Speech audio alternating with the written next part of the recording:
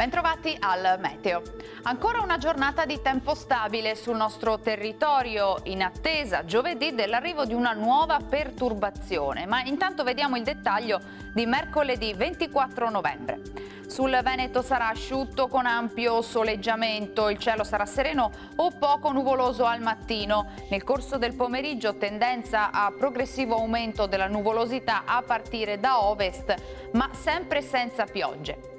Temperature minime in ulteriore calo, comprese appunto tra lo 0 e i 4 gradi, massime invece tra gli 8 e gli 11 gradi all'incirca.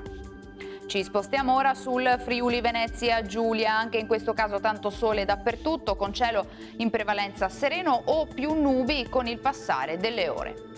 Temperature minime tra 1 e 4 gradi, massime sui 9-11 gradi. Infine diamo uno sguardo al Trentino Alto Adige, dove avremo poche di fatto novità. Sarà soleggiato su tutti i settori con tempo asciutto e stabile.